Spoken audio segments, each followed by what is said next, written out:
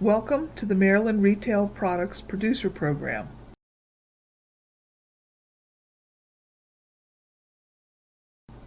This program is for producers and craft food entrepreneurs seeking to expand their retail product sales beyond the farm gate. This presentation is one component of the online training materials available on the University of Maryland Extension's Ag Marketing website. Additional training, educational materials, articles, and real-time educational opportunities can be found there. My name is Ginger Myers, and I am the Marketing Specialist for Agriculture and Food Systems with the University of Maryland Extension. In this presentation, we'll discuss the common business practices and food service logistics you need to follow for marketing and delivering your products. Let's start with getting things right, the attention to details. So whether you're packaging or marketing dried herbs or fresh product out of the field, at a farmer's market, to a store, to a chef, there are some common practices business-wise and food service logistics you need to follow. These can include supply and storage, how to connect with the purchasing decision maker, certainly defining the expectations of ordering and delivering schedules and the quality and the quantity to establish, the prices that will be paid, and certainly the invoicing and payment terms. Also promotions so that benefits both you and the buyer. Supply and storage. Your product is going to be a function of both quantity and quality, and this can change as you go through the season or perhaps as sales increase. Certainly your buyer is going to need a consistent supply of product throughout the year, so you may need to increase your production or supply product storage. Products can fall into three categories: shelf stable, that are consistent and can be stored under dry storage and keep for some time. But then there's also refrigerated and frozen product. If your buyer has a small cooler space or limited walk-in freezer space, you may need to be able to supply some storage of the product. Also, if you're into something like farm-raised meats, you may be slaughtering a certain time of the year and have product coming back in quantity that you need to store and then meter out as you sell it. So consider where you will store product and how you will develop the supply chain. You always need to deliver what was agreed upon. If there's going to be any delays or breaks in the delivery, or if you need to change a variety of product, you need to get back to your buyer right away so that they don't have a surprise and you can keep on schedule for delivery. Communications is one of the premier attributes of developing a buyer-seller relationship. Always approach the potential buyer by calling first and asking to whom you should speak about purchasing your product. Don't just stop in. Like all of us, the buyers are busy people. They have routines and schedules, and they really won't have time to maybe sit and listen to you, or will be annoyed that you haven't honored their time. So be sure that you call and ask first about a time to stop in and who to talk to. You want to be sure you're talking to the decision maker, someone who can confirm whether they're buying sales.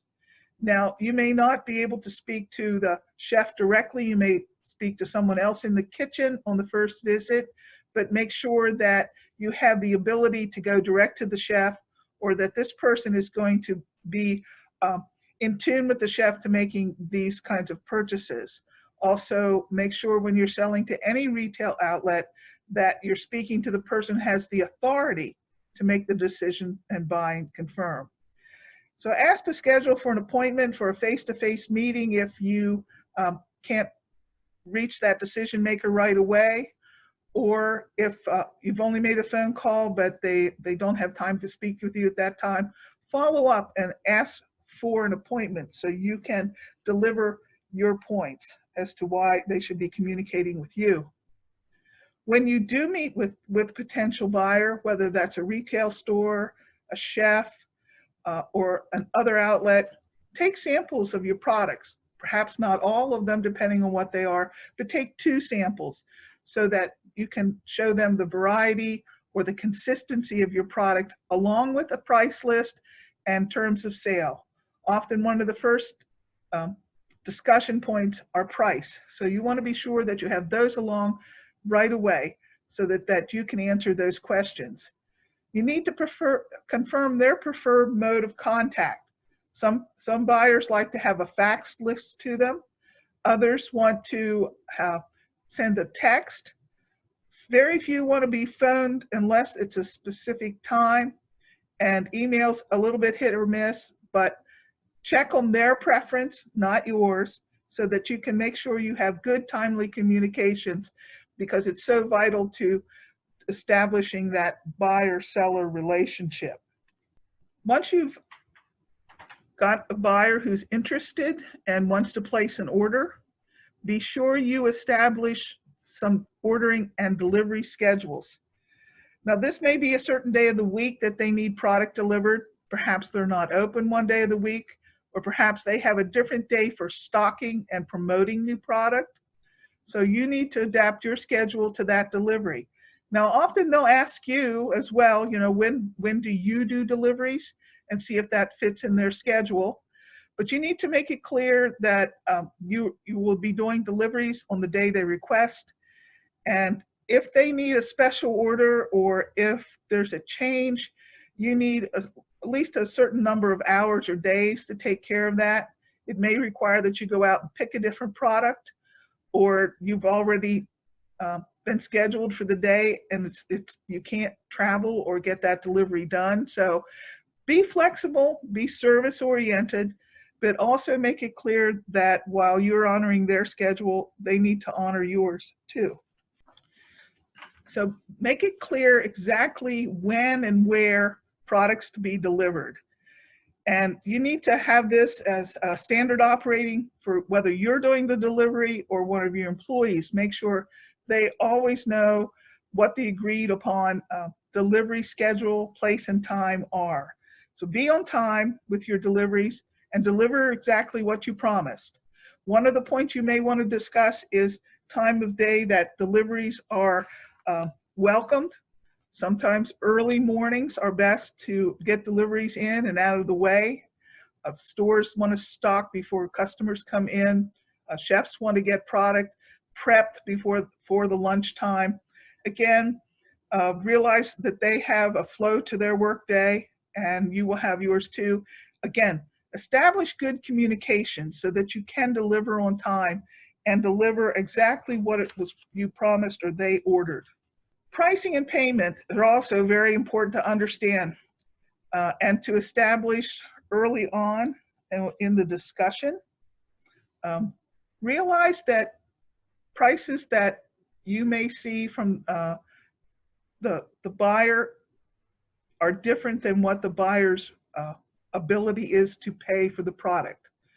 The premium price a seller can command when selling direct to customers and the price retail buyers can pay for the product are different. Don't get distracted by shelf or menu prices. Remember that in the retail business, they have to have room to mark up a product. That's where they make their margin spread for profitability. When you're considering pricing, be sure you've established your cost of production, what your margin needs to be when setting your price.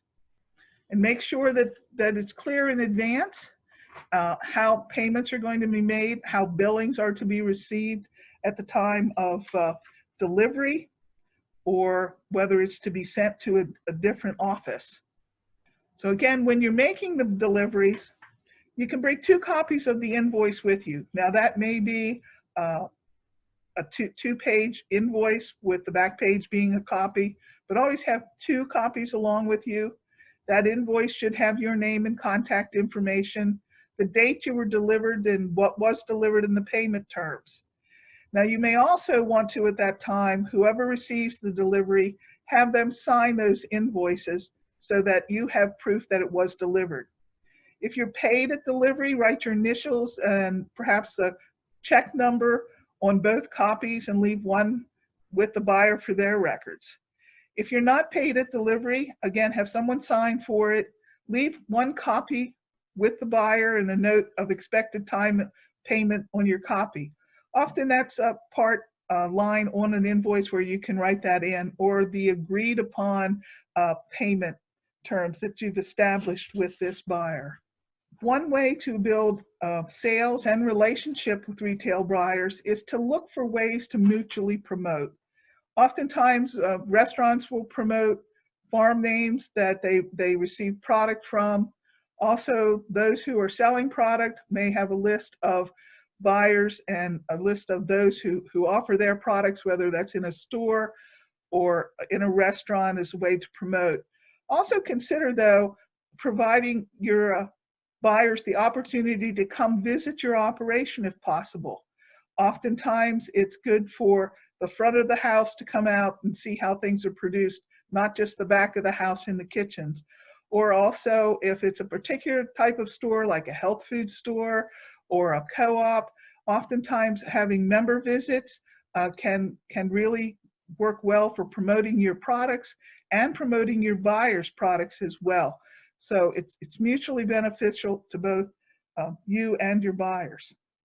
So look for ways to promote. It can be point of sales promotional literature, signage, or perhaps promotion through your social media as well for these buyers.